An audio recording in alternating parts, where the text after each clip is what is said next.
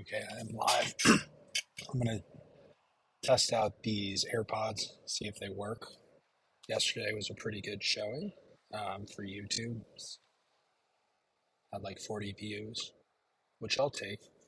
Um, and video was again high volume. The rest of the market super low volume today. So a low volume sell off. I mean, not super low volume, but below average. And the average 30 days is August when volumes are already low. So to see us go down 2% on low volume, it's kind of weird, honestly. Um, and then another low volume day today. I think the pain is done for this week. Um, Again, that third week is what I'm paying attention to. So I don't think volatility is done for September, but for now, I think it's the right time to be nibbling. Um, what I'm doing is I'm adding to positions now in case it doesn't go down. These are the lowest prices I'm going to get my cost basis in. If it runs, I'm going to buy puts. If we just trade sideways, um, I don't know if I buy puts. Maybe I buy like a quarter as much. And again, I'm only going to buy puts with max like 1% of my portfolio, which on a delta basis can get you net negative. Uh, but I don't know. I'm not super bearish from here, even though it is September. We're going into October. October is like when the jitters might come out for the election. But the end of October, like everyone is like starting to almost get excited. So once the election happens, I see a good 3 months after that. The data shows that the 3 months after after the election are usually pretty strong. Um, but it's about playing probabilities.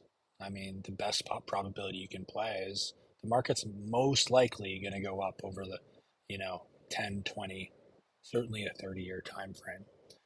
The 29 crash, the Great Depression, it took the S&P 25 years to recover. So it was 1950.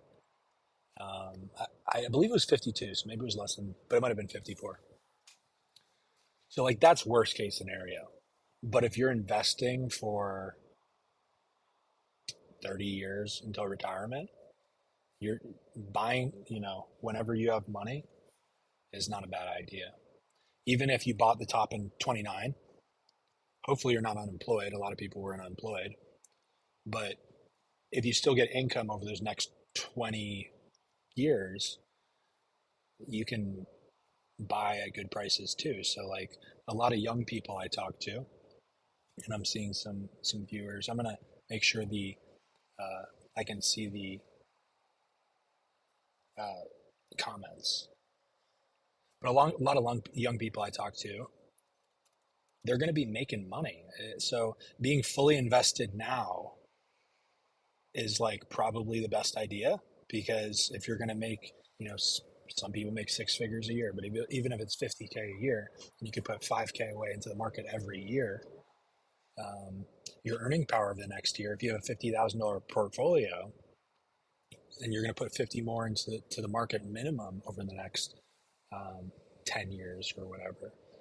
You're not really like fully invested.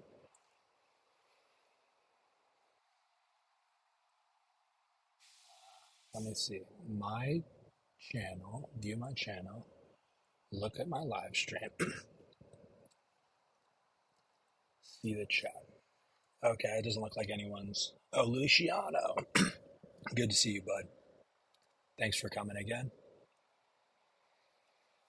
Yesterday was fun. I like actually looking at Bloomberg. I mean, it's a great resource, and I like to show it off. So, like in 30 minutes, I'll probably call this live. Might be clearing my throat a little bit. I had a bagel with pumpkin cream cheese, so I hope that's not too annoying. How's my sound though? But yeah, I mean, I think the NVIDIA buys, where's the tick? Why does it say 127? This is the right chart. Overnight. What's going on here?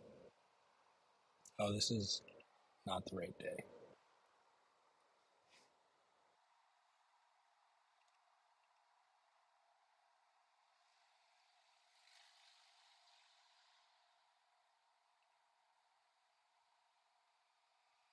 I did get those 2 shares. I wish I bought more, but I just nibbled. I bought 5 shares at 110, so we're not back up there yet. We got down to 105.92. I mean, this isn't a lot of time. I doubt anyone got 104. But yeah, I mean, 5 shares here, 2 shares here. It's cool as long as I'm adding.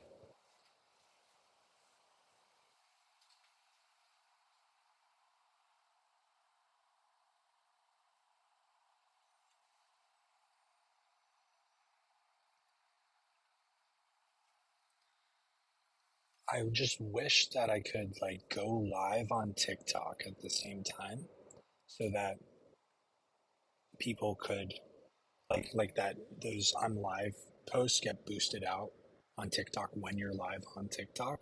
It's just they banned me for no reason. I didn't say anything. It was like I was talking about Nvidia. I think you were there. I was talking about Nvidia, and then all of a sudden they said I was gambling, but I wasn't. I wasn't even like I wasn't saying anything gambling esque with Nvidia. Yeah, there was that one guy in the chat that was just like, he was like, AMC is so much better than Nvidia. You're a hedge fund troll. Like, okay. But when you appeal, they should look into that. But the appeal came back to me in like 5 minutes. I was like, no, like, we're not going to, you know, repeal your suspension. Yeah, there's people playing slot machines. There's plinky balls. There's so many gambling activities. There's people that talk sports betting all the time on lives or whatever else. Just doesn't really make sense. Rail pulled back today a little bit.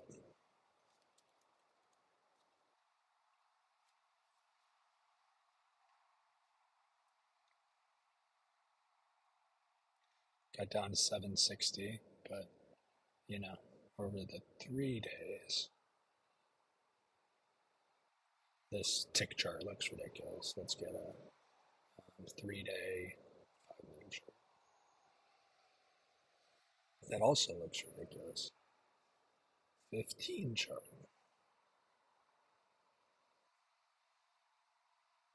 A little better. This sell off, like, there's no real reason for it. There was no key event. There was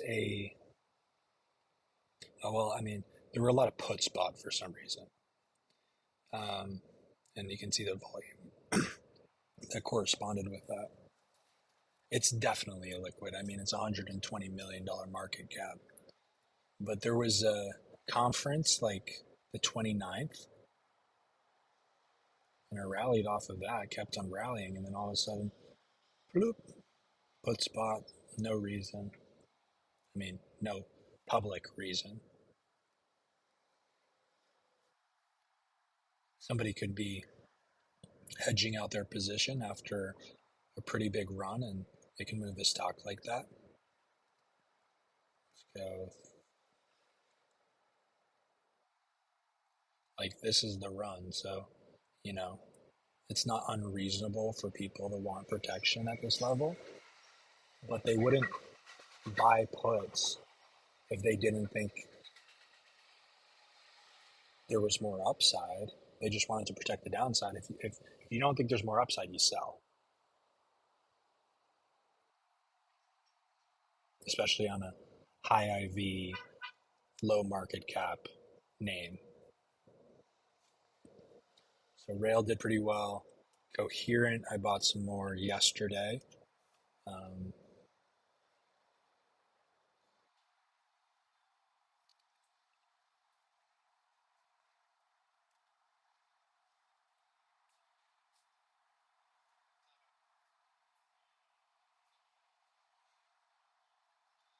I don't know why this, I mean, this is, oh, it's because of the overnights. Okay, let's take out the overnights. Yeah, like a gap down here. I bought more 72, opened a little lower. It's above the short-term moving averages, so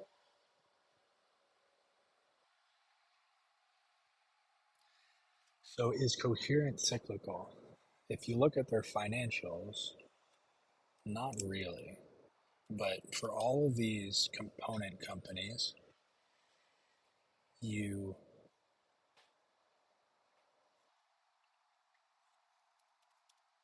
supposedly, like, it's not quite a semiconductor company, it's an electronic component company. They made a big acquisition of 2.6.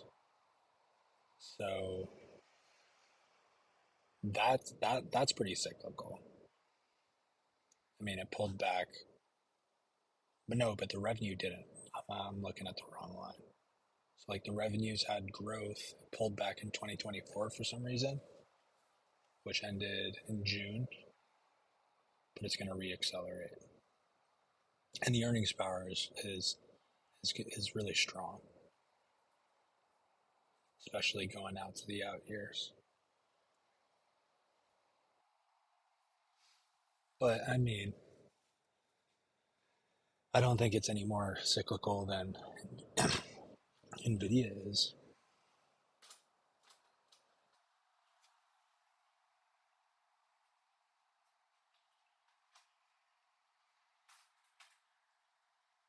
It's a compounder, you know. Free cash flow goes into goes into sales. Yeah, this is at least a $95 stock within the next 6 months. Yeah, 95, 100. Um, you know, looking forward, like could be a 140 next year and 180 or 200 the year after that, based on the 2 year window I see as being assured in this super cycle. Nothing is sure, but that's the way I'm leaning.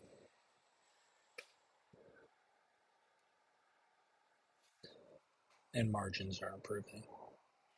Cash flows.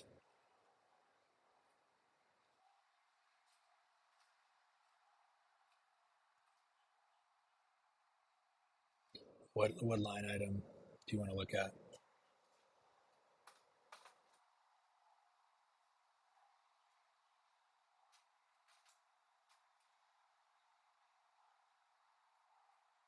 Yeah, operating.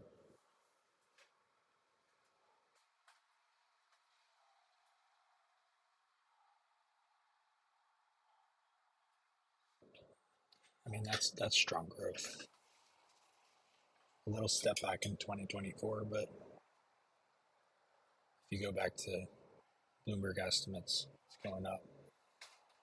Yeah, that's not like there hasn't really been that big of a semi downturn since 2009, but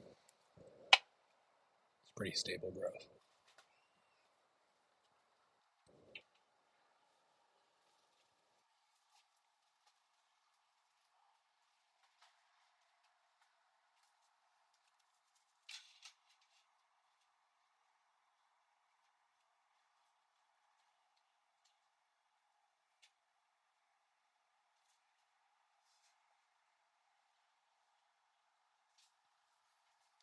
Kimball is a George name, and I like it. It just does have more volatility, although it's a very not volatile stock.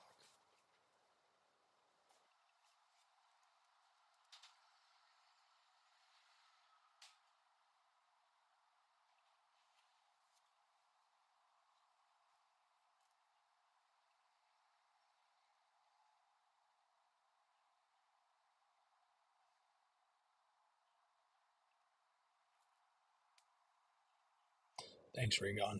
Appreciate it. I mean, it's weird that it's gone down over the past year.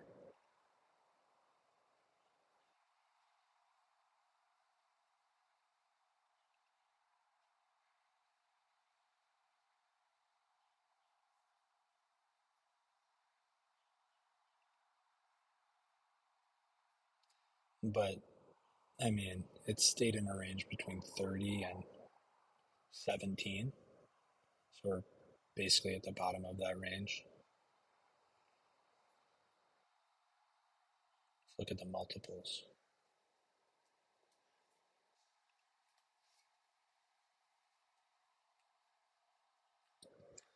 I forget how to get multiples. There.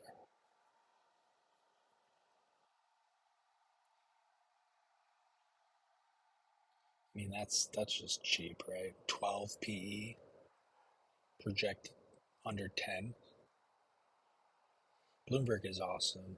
We were saying yesterday, like, it would be nice if there was a retail version of this,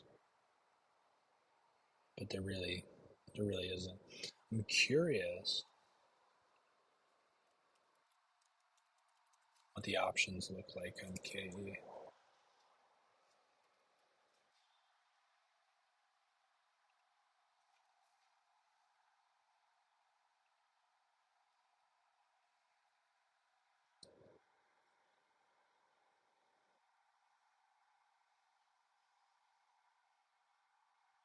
Yeah, the IV is probably too high. Pretty definitely. 40 IV at the money.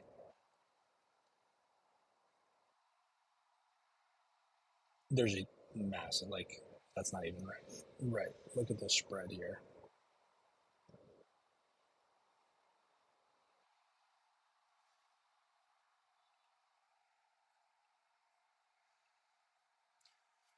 Do you have Bloomberg at your job, or are you not at that summer job anymore?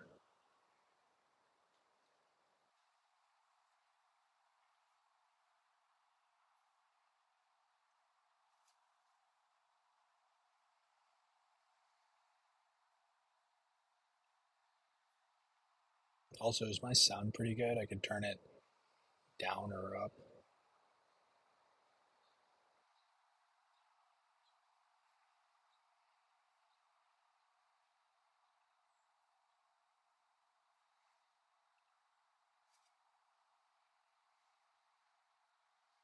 Hmm. Let's look at Baba, because Baba outperformed today. Some of China was terrible. Credit adjudication. I don't even know what that is. You can see, like, Baba's starting to turn around.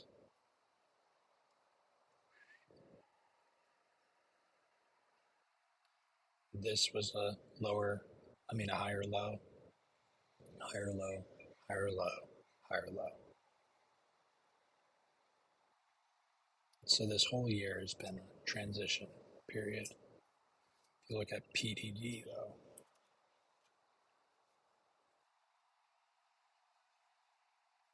breakdown over the past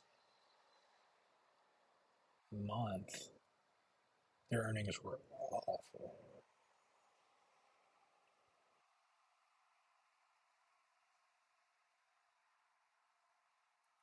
It was like loan applications. No, they apply for mortgages. Oh, yeah, underwriting.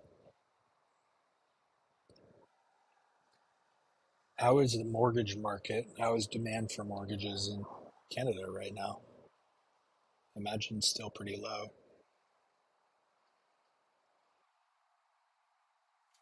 There's another down another 5% today.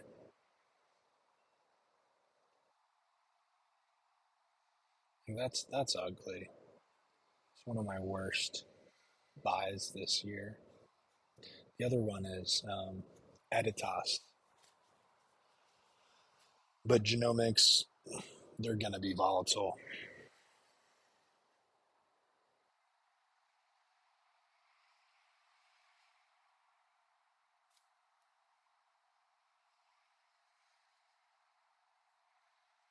Yeah, listen, like we go down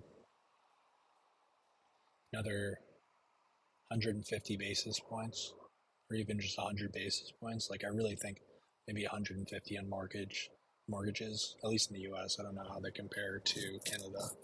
Um, that should really spur demand. Like you saw week over week, mortgage demand for refinances jump 35% in the U.S. And year over year, it was like 115%. But at the same time, when there's going to be more demand, I think that supply is also just going to come out. A lot of people have been sitting on houses for a long time. They think, okay, well, now might be the best time I'm going to get mortgage prices are going down. It's time to sell as well. ADT.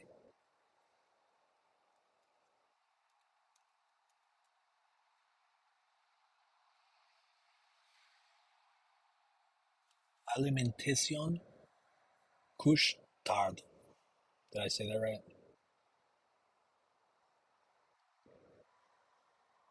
No, I said like the tation, like Spanish.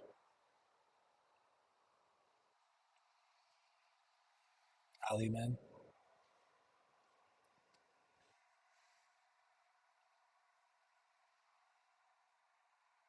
This owns Circle K.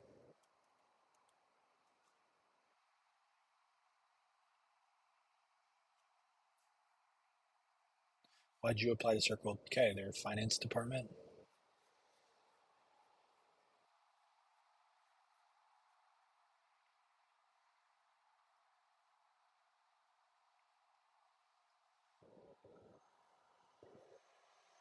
Yes, pretty cheap.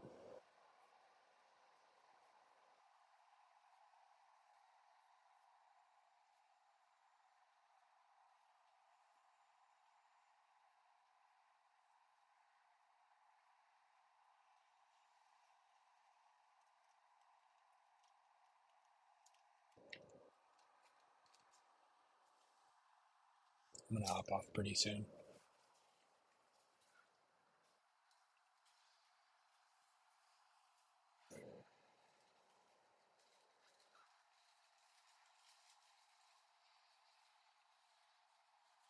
But yeah, with baseball, it's hard to go live during the day, and also there was construction on our roof all day, so I definitely couldn't go live until like now, since they stopped working at like 4. Hopefully that doesn't take too long. We have a leak in our garage.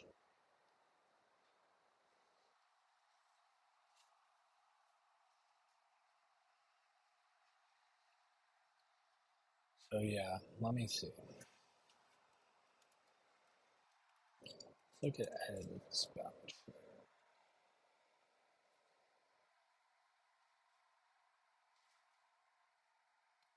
Like yuck. It's down 95% from 2020. Look at the EV. So yeah, this is getting ridiculous. Okay, they're genomics. They're like CRISPR, except smaller market cap, probably more speculative. It was a Kathy Wood name, might still be. For a 9 million enterprise value, though, that's ridiculous. They have more cash than their market cap. They are losing. Let's see. I mean, of course they're losing. They're doing a lot of R&D, but they're losing 130, call it 150 million per year.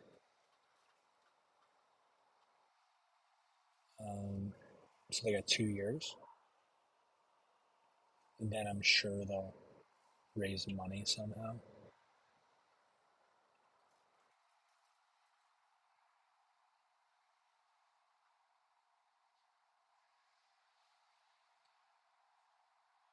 They issued shares in 23. They've issued a lot of shares. Very little debt.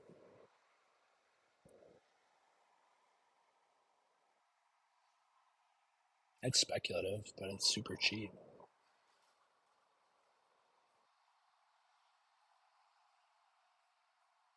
Let's look at CRISPR's balance sheet.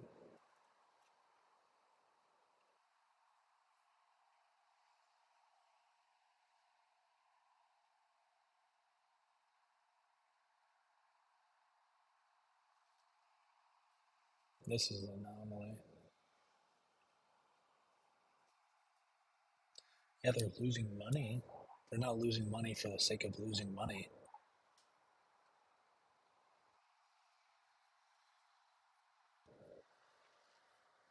2 billion in cash, little debt, 2 billion enterprise value.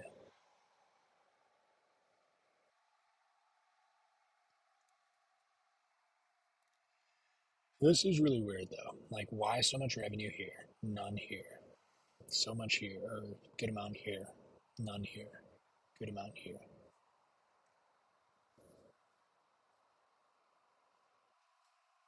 Certainly it makes it less investable, but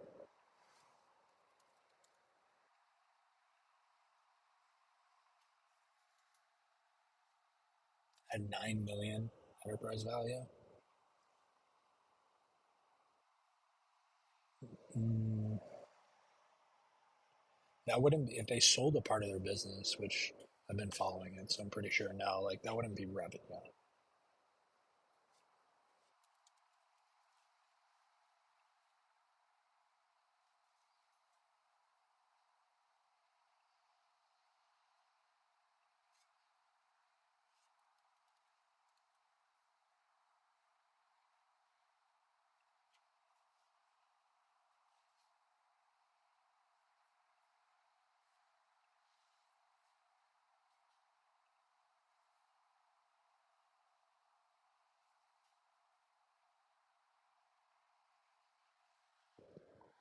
So 2021 ahead.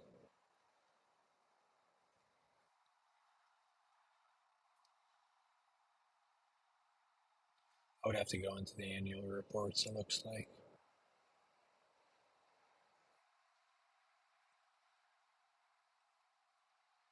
It would be nice to short it here and take profit here.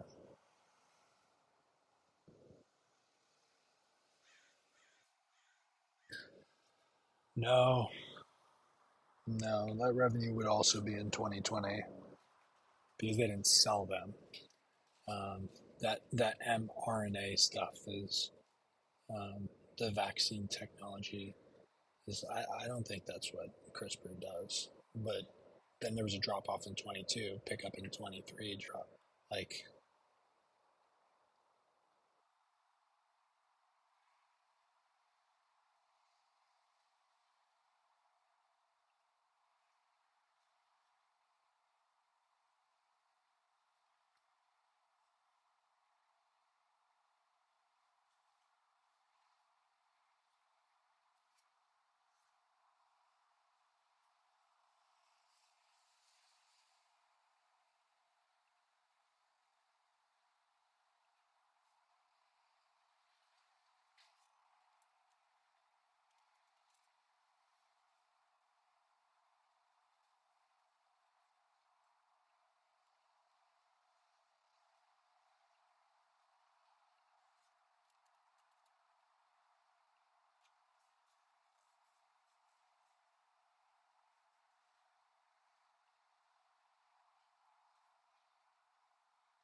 Google at the 200 day, I think is probably the cheapest mega cap.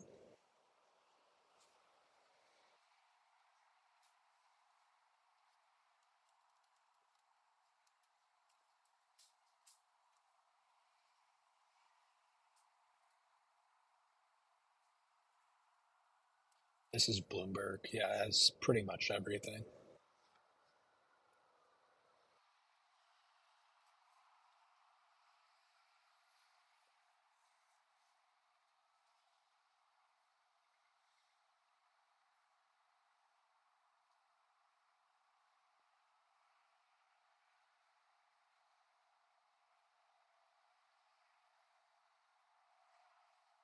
Twenty, 2025 PE, out year PEs of 20.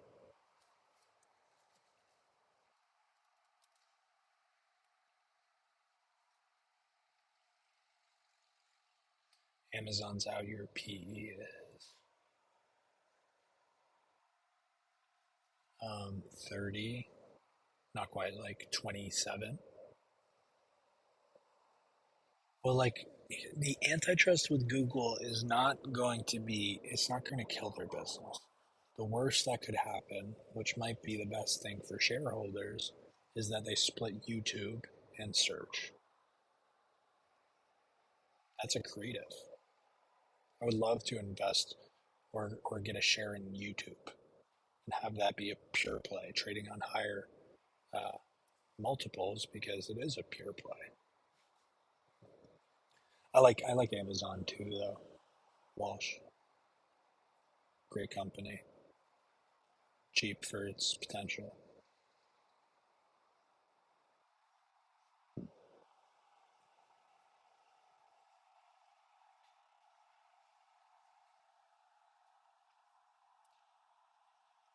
So CNBC came out and said that there was antitrust probe into Nvidia. I don't know if that's completely made up or if the FTC is just seeing if they have a case.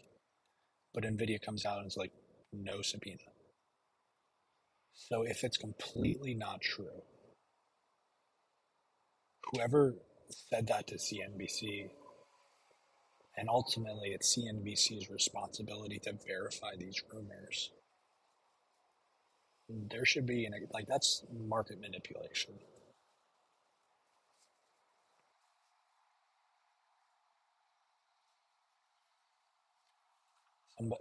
That same person or fund had puts, I guarantee you. So I'm gonna wrap up. It's 5 my time. Any last questions?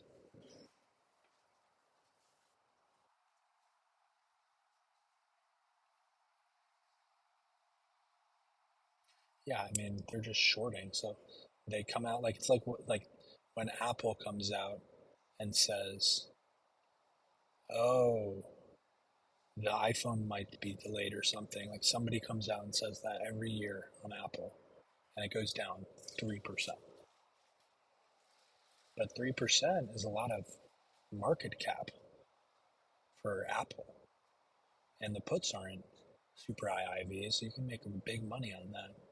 It's the same story. Google over Amazon, but it's pretty close. That's like saying Tesla or Nvidia. Except who's daddy? You came in at the end. I'm gonna hop off pretty soon. But if you have a quick question, shoot it.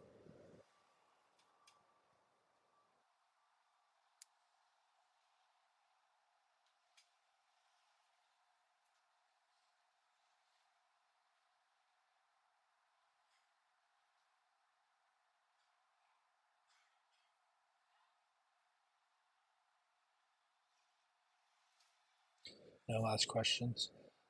Oh, what are my thoughts on the market rest of the week? Listen, like I think low volume sell off still down 2%. Today, closed open down, rode up, closed down. Tomorrow, like maybe open down, and then I think we're chilling. Like I don't see another 2% down here this month. I mean, excuse me, this week. Next week I think is pretty good. Third week starts to get sketchy again. Um, but listen, if you're a long-term investor, just nibble when the market gives you opportunities, you know. Don't try to catch the bottom, just get in. Some people like I talk to are like they don't have any stocks. Like get your feet wet, you know? You're missing out on a 3800 to 5650 um, move in the S&P. Like it's bad. As far as TLT puts, um, I don't really think the long like I don't think the long end. I mean, we're basically flat on the yield curve. So I don't see a reason to think we're going to steepen that much. And the short end's probably, you know, who knows what their guidance is, but um, I can see on a technical basis why you would do that.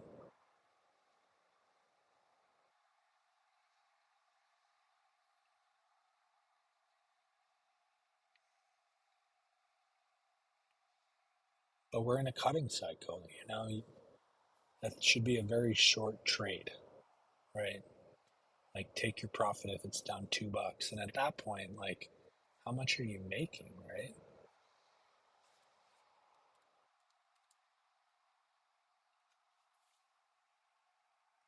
I do think the cut is pretty priced in, but your IV is still 14%. To move 10-year bond prices 14% over a year, sure, it might move, you know, 1 or 2% in a week.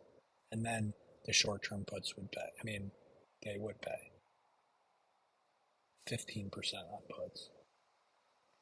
It's just a big hurdle for a not volatile ETF. So you're buying in the money January 100. But where do you think it's going and how long are you going to hold it onto it for? I think the trades on the TLT were calls like a year ago.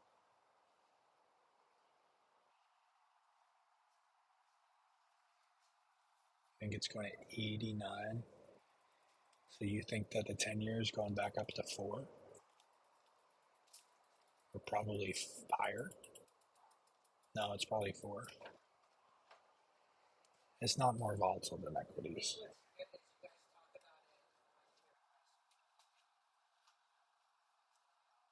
This is moving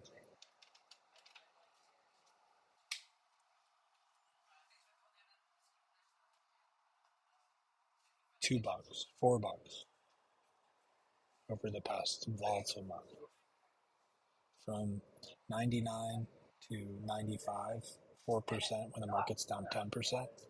It's a zero point 0.4 beta.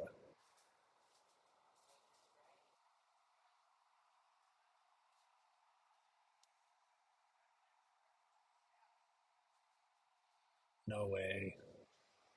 There's no way 5. Um, for the 20-year. Yeah, no, I would think it's more like 20 bips for 1%, maybe 15. But show me your source. Hit me up on LinkedIn, Twitter, YouTube, TikTok.